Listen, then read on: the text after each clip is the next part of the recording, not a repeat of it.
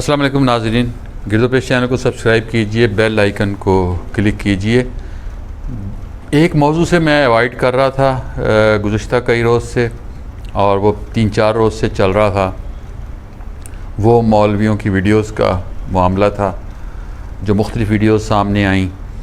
उस पर बहुत सी गुफ्तगू भी हुई, बहुत सी बातें भी हुई, लेकिन मैं उस पर गुफ्तगू नहीं करना चाह रहा था। और इसलिए नहीं करना चाह रहा था कि मैं इस सारे मामले को किसी और नज़र से देख रहा था, और मैंने कहा शायद अगर मैंने ये मामला मैंने इस पर अगर बात की तो शायद उसका कोई और मतलब समझा जाए। मैं इसे ये नहीं समझ रहा था कि ये कोई एकदम रूनुमा हुआ है वाक़या।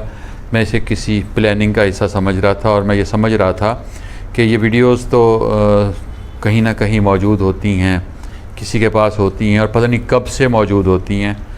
इन्हें जारी करने के लिए किसी ख़ास टाइमिंग की ज़रूरत होती है, और शायद ये वीडियोस किसी ख़ास टाइमिंग पर जारी की गई, लेकिन मैंने वो बात अभी नहीं की थी। तो कल एक और वाक़या रूनुमा हो गया, जिसके बाद मुझे आज उन वीडियोस का भी ज़िक्र करना पड़ गया। और कल का वाक़या जो है वो धमाका है जो लाहौर में हुआ, हाफिज़ सईद साहब के घर के करीब हुआ, और जमात-उद-दावा से उनका ताल्लुक़ लश्कर तैयबा का नया नाम है, और सज़ा भी उन्हें मिल चुकी है। वो बज़ाहिर अरेस्ट हैं और कोट लखपत जेल में बताया जाता है कि वो वहाँ हैं, लेकिन उनका घर वहाँ मौजूद है। और वो वहाँ घर पर थे या नहीं थे ये एक अलग मामला है, लेकिन वो एक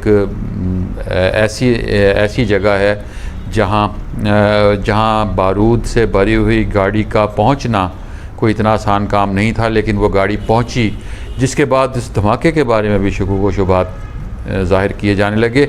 और बाज़ हलकों की जानिब से और पाकिस्तान दुश्मन क़ुव्वतों की जानिब से ये इल्ज़ामात आयद किए गए कि शायद ये धमाके भी किसी एजेंसी की कार्रवाई हैं, और शायद पाकिस्तान ख़ुद कोई चाल चल रहा है, ख़ुद कोई धमाके कर रहा है, ख़ुद कोई जान छुड़ाना चाह रहा है। लेकिन हकीकत क्या है इसके बारे में? हकीकत सिर्फ़ एक है, और हकीकत ये है कि फैटफ के इजलास जो है वो चल रहा है। 5 रोज़ का ये इजलास है, और उसका मेन एजेंडा पाकिस्तान के ख़िलाफ़ जो पाकिस्तान को जो ग्रे लिस्ट में शामिल किया जाना है वो है।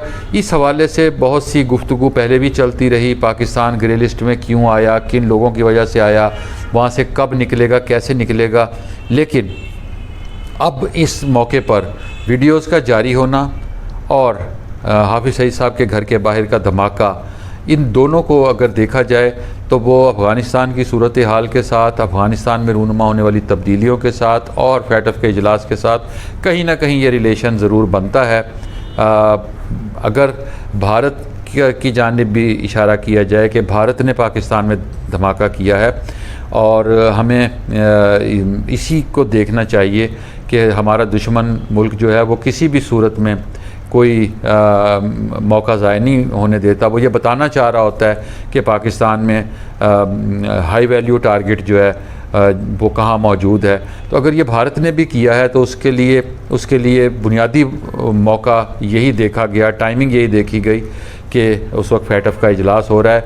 लेकिन दूसरी बात जो है वीडियोज़ वाली, उसके बारे में किसी सितम ज़रीफ़ ने जो तबसरा किया, उस पर मैं आज की गुफ्तगू ख़त्म करूँगा।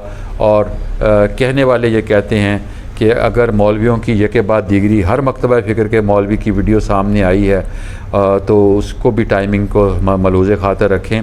फैटफ चूँकि पाकिस्तान में इल्ज़ाम आयद करता है कि मौलवी और मजहबी तबका जो है वो दहशतगर्दी को फ़रोग़ दे रहा है, इन वीडियोज़ के ज़रिए फैटफ को ये पैगाम पहुँच जाएगा कि पाकिस्तान के मौलवी मोहब्बत पर यकीन रखते हैं।